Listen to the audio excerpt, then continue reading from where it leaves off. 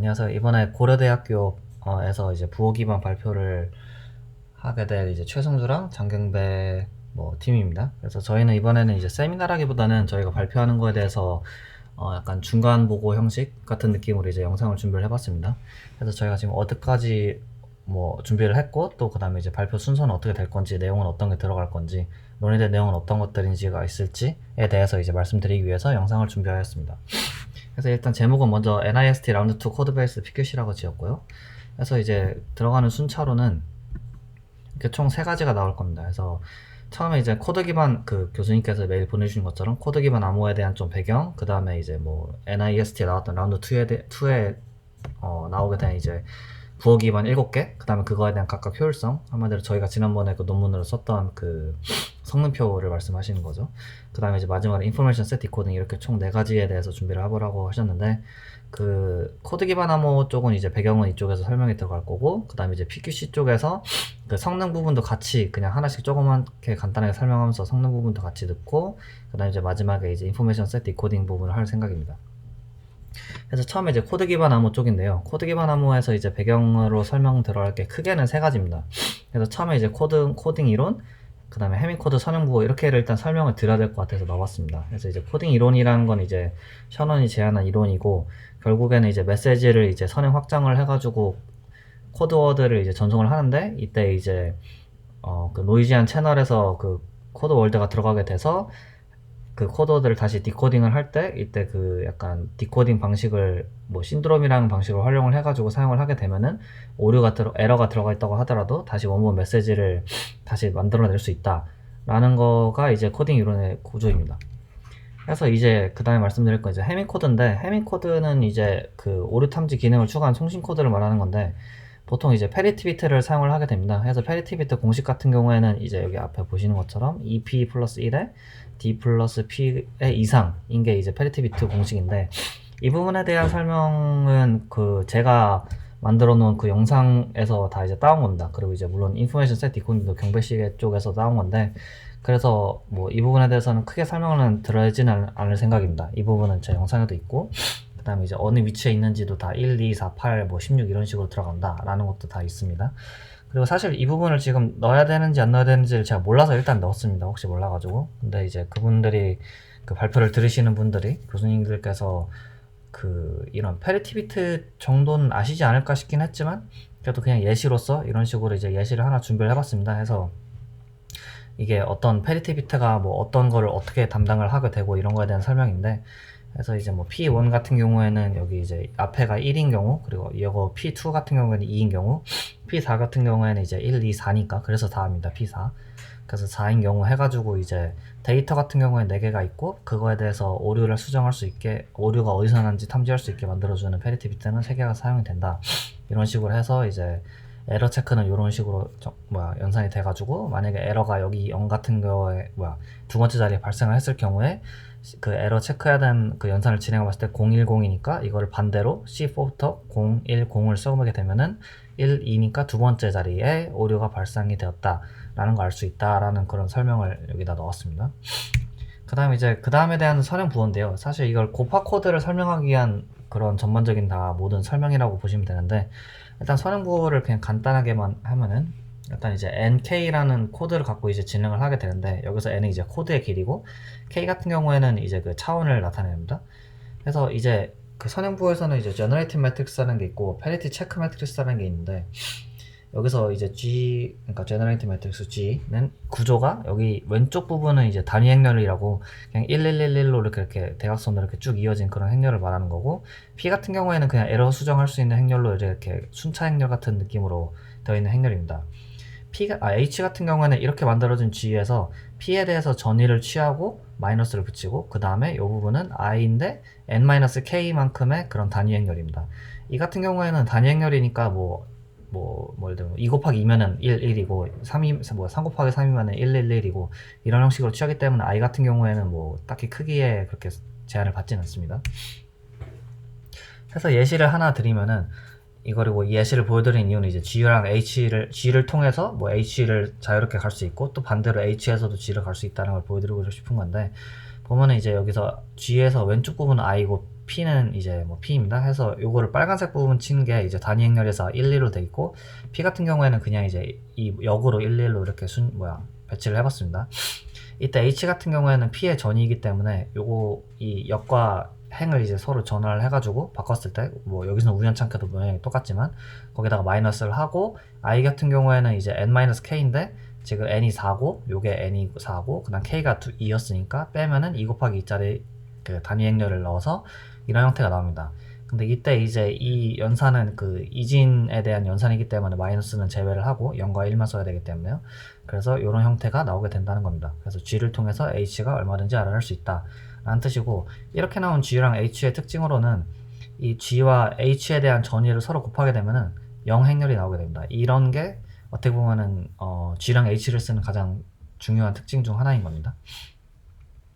그래서 이제 이 G라는 거, 이 Generating Matrix라는 게 어디서 나온 거냐 라는 거를 이제 설명을 드리기 위해서 메갈리스를 간단하게만 그냥 말씀드릴 건데, 근데 여기서 이제 메갈리스는 뭐 이런 대한 설명은 좀 이제 생략을 하고, 결국 제일 중요한 건 이제 메갈리스에서는 이제 곱하 코드라는 걸 활용을 하게 되는데, 결론부터 말씀드리자면 이 G라는 이런 생성 행렬은 그 곱하 코드라는 그 뭐 세상에 다양한 코드가 많은데 그중에 곱하 코드라는 걸 사용하는데, 메갈리스는 그 곱하 코드의 그 뭐랄까요, 그 약간 정말 수많은 곱하 코드 중에서, 그러니까 수많은 곱하 코드 중에서 그 중에서 이제 한 부분을 떼내 가지고 그거를 이제 제너레이팅 매트릭스로 사용을 하는 게 이제 메갈리스에서 활용하는 방법입니다.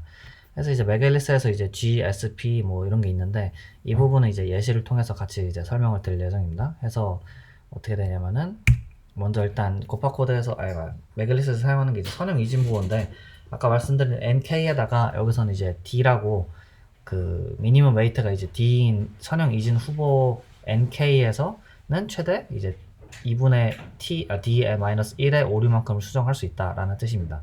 그래서 예를 들면은 뭐 데이터가 뭐 5 말고 뭐 3 같은 경우에는 이제 하나의 그 오류만 수정할 수 있다 뭐 이런 뜻이고요. 그 다음에 이제 정의로서는 NK는 그 FE, 그러니까 0과 1만 갖고 있는 그 선형에서요. 그래서 K 선형 독립한 벡터들로만 표현이 가능하고, 해당 K 벡터들은 K 곱하기 N 행렬을 사용을 한다는 것입니다. 그래서 이거가 이제 제너레이팅 매트릭스로 사용을 되고, 그래서 이제 그 곱하 코드 내 모든 벡터들은 이제 제너레이팅 매트릭스 행들의 선형 조합으로 생성이 가능합니다. 그래서 이제 이진 선형 부호에 대해서 좀 더 설명을 드리면은, 메갈리스의 아까 요런 이제 인크립션, 디크립션 요 부분을 이제 설명을 드릴 건데, 이제 인크립션을 하기 위해서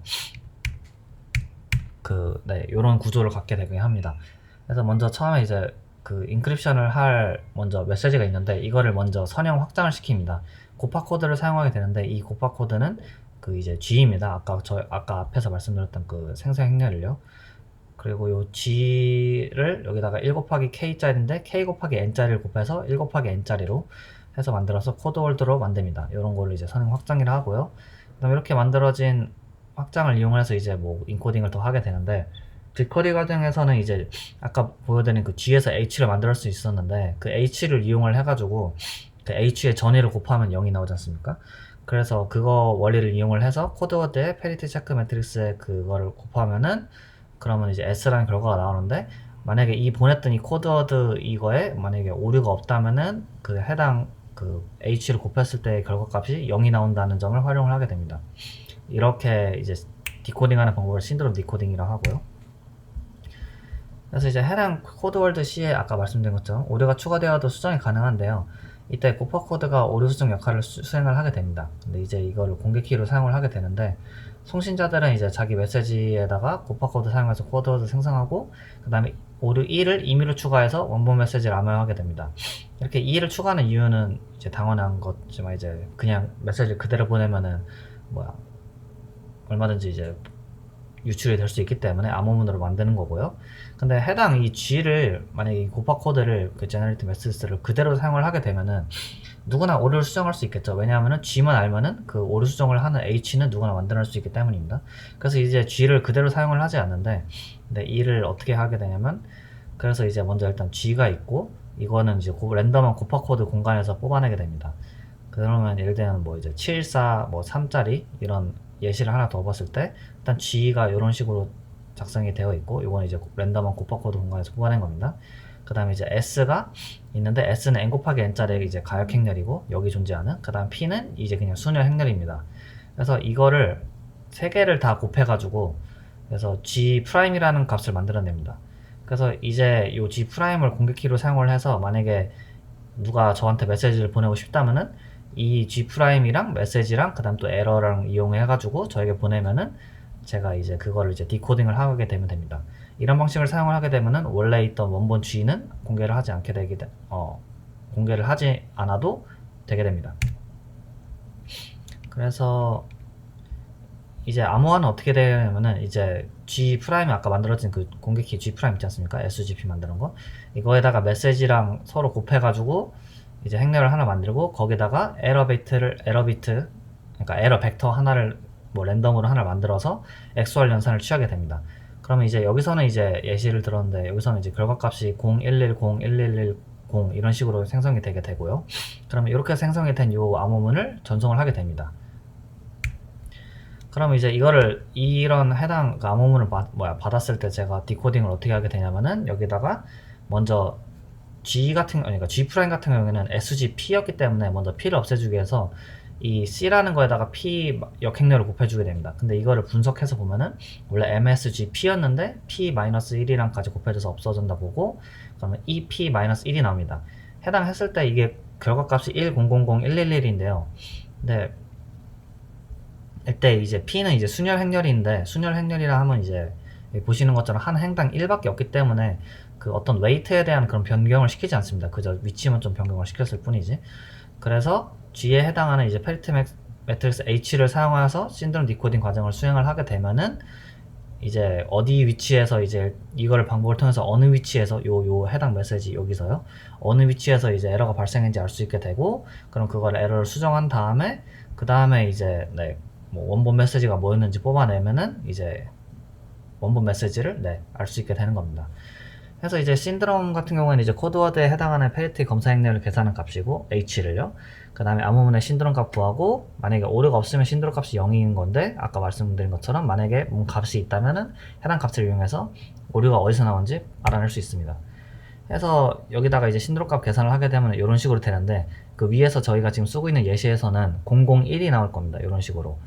해서 아까 페리티 비트를 곱해서 그럼 이제 001인데 이때 H 값 중에서 그럼 001을 이제 오른쪽으로 돌려서 이렇게 열로 만들었을 때 어느 위치인지를 보면 되게 됩니다. 그럼 여기 같은 경우에는 001이 7번째이기 때문에 요 비트 중에서 7번째에서 오류가 발생했다는 것을 알 수 있습니다.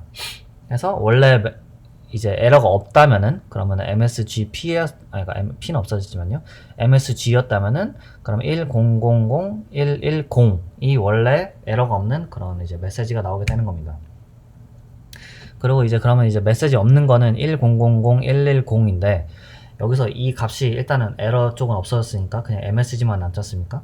근데 G에서 아까 G 형태 특징을 제가 말씀드렸는데 G에서 이제 왼쪽은 그 단위 행렬이라 했고 P는 이제 그냥 오류 수정 능력이 있는 이제 행렬이라고 했는데 단위 행렬 특징은 뭐 A라는 행렬을 단위 행렬에다 곱하면 다시 A가 나오거든요. 마치 곱하기 1을 하는 것 같은 그런 단위 행렬인데 즉 다시 보시면은 여기 보시면은 그래서 이렇게 단위 행렬인데 즉 여기다가 만약에 이게 이제 MS 곱하기 G를 한 거지 않습니까? 근데 MS의 앞에 4개는 예를 들면 뭐 요거를 곱해 보시면 아시겠지만 요 부분은 결국 자기 자신이 나옵니다. 요 앞에 4개는 곱한 값에 대한.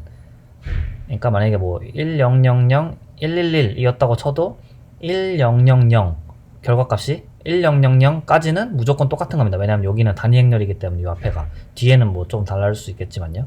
그래서 결국에 다시 말하면 어떻게 되냐면은 요 MS라는 게 결국에는 여기 앞에 있는 요 4개 요 부분만 뽑아낸 게 MS라는 겁니다. 요 결과값에서 MSG를 곱한 거니까 요 뒤에 부분은 요거에 의해서 뭐 조금 달라지긴 하겠지만 결국에 MS라는 거는 여기 앞에 부분 4개가 되는 겁니다. 그래서 1000이 되는 겁니다. 그래서 이제 MS가 11000인 걸 알았으니까 이제 S 값은 원래 제가 G' 만들 때 SGP 해서 만들었지 않습니까? 그러니까 GS 같은 경우에는 가역 행렬이었고 즉 여기 존재하기 때문에 해당 요거에다가 여긴 요 값을 곱하게 되면은 원래 원본 메시지였던 1101이 나오게 됩니다. 그래서 보시면은 원래 메시지가 11021이었던 거를 여기서 확인할 수 있습니다. 해서 이런 식으로 이제 메갤리스에서 그 인코딩해서 보내는 방식, 보내는 것과 그 다음에 이제 디코딩하는 방식을 방금 설명을 드렸고요. 이렇게 설명을 드릴 예정입니다. 해서 이제 원래 메글리스는 초기에는 저 n이랑 k 값을 254랑 1024로 했었는데, 현재는 이제 저게 뭐 취약점이 발견돼가지고 저게 공격에 성공이 돼서 그 n이랑 k 값을 훨씬 늘렸습니다. 근데 이제 여기서 아까 파라미터가 nk, d가 있다고 했는데, n이랑 k 같은 경우에는 이제 그 얼마만큼 큰 행렬을 사용한다는 건데, 행렬이 크면 클수록 당연한 말이지만 이제 연산할 때는 더 힘들겠죠, 컴퓨터가. 그래서 이런 걸 늘리면은 더 효율성은 떨어지는데, 뭐 약간 방어 또는 당연히 더 올라가는 그런 느낌입니다. 그래서 현재는 이제 n은 4096, k는 3556을 사용하고, 약 그 수정할 수 있는 그 d 웨이트 정도는 한 50이라고 합니다. 그래서 일단은 이제 가장 핵심적인 그 코드 기반, 아까 지금 1장인 코드 기반 암호 이쪽 배경 설명에서는 이제 어떻게 보면 이제 고파 코드, 그리고 생성 제너레이터 GH, 그 다음에 이제 메글리스에서 보코 암호화, 이것들이 이제 핵심이 될 건데요.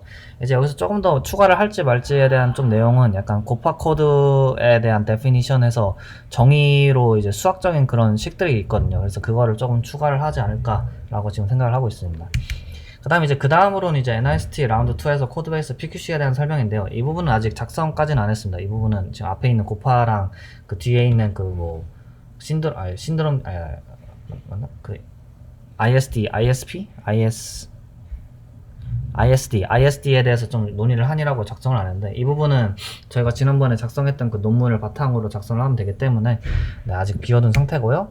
그래서 이제 클래식, 뭐 마이크, MTS, LQC, YQC, 롤러, LED, 에이크립트 해가지고 총 7개에 대해서 각각 이제 뭐 얘는 어떤 게 있고 어떤 게 있고 어떤 게 있고 좀 설명을 다 적고, 이거는 이제 논문에 다 있지만요. 그 다음에 이제 여기다가 각각에 대한 효율성을 이제 적을 생각입니다. 그 다음에 이제 마지막으로 이제 인포메이션 셋 디코딩 부분인데, 이 부분은 일단 경배 씨가 지난번에 뭐 발표를 했었던 그 해당 부분입니다. 그래서 이 부분에 대해서는 이제 경배 씨가 아마 발표를 진행을 하게 될 것 같고, 그래서 이거는 이제 뭐 네, 그렇습니다. 그래서 그 부분은 이제 경배 씨가 발표를 진행할 거고, 경배 씨가 이걸 발표를 했던 게 좀 옛날이라서 지금 다시 공부를 하면서 네, 기억을 되잡고 있고, 이 부분에 대해서 발표를 진행을 하고, 그 다음에 이제 마지막으로 네, 그렇게 해서 끝을 낼 생각입니다. 해서 네, 이렇게 저희 발표는 이제 이런 식으로 준비를 하고 있고요. 일단은 아직 뭐 좀 중간중간에 좀 생김새라든가 발표 생김새라든가 조금 더 정리라든가 순서라든가 뭐 기타 등등 좀 더 추가될 내용이라든가 이런 건 다 추가를 해서 아마 못해도 한 목요일쯤까지는 이제 네, 다 해서 이제 완성을 해서 교수님께 네, 전달을 드릴 생각이고요. 그 다음에 이제 이거 참조했을 때 논문들은 이제 각각 NIST 라운드 2에 썼던 그 각각 암호 PQC에 대한 논문이랑, 그 다음에 여기서 이제 그 메갤리스 고파 코드 앤 메갤리스라는 그런 논문이 있는데, 그거를 보고 이제 이런 예시를 들고 막 했었는데, 네, 그것도 논문도 추가하고, 그 외에도 이제 또 뭐 선형 관련돼서 뭐 추가할 내용이나 아니면은 여기 보시면은 NDPC라고 있는데, 이것도 아직 지금 늘지 말지를 아직 안 정했는데 아마 늘 것 같습니다. 이거는 이제 지금 메글리스가 너무 키가 크다 보니까 저 행렬 요 N이랑 K를 어떻게 좀 효율적으로 줄 수 있지 않나라는 그런 방식으로 해서 사용을 하게 되는 방식인데, 이거에 대해서도 좀 논문도 추가하고 할 것 같습니다. 그 다음에 뭐 마지막으로 조금 뭐 에러사항은 이 ISP Information Set Decoding 방식이 위에 같은 경우에는 고파 코드에 대한 거는 뭐랄까 그 예시나 이런 것들이 그래도 한두 개 정도는 있는데, Information Set Decoding은 참 예시가 있으면 좋을 텐데 저희가 좀 찾아봤는데 예시가 잘 없더라고요. 그래서 이 부분은 일단은 설명이나 이런 건 다 따라가면서 할 수는 있는데, 조금 예시가 있으면 조금 더 이제 확실히 깊게 알고 좀 설명을 드릴 수 있지 않을까 해서 이 부분은 이제 일단은 목요일까지 쭉 찾아볼 생각입니다. 네, 그래서 지금까지 저희가 이제 준비를 하고 있던 그런 네, 발표에 대한 보고였습니다. 네, 감사합니다.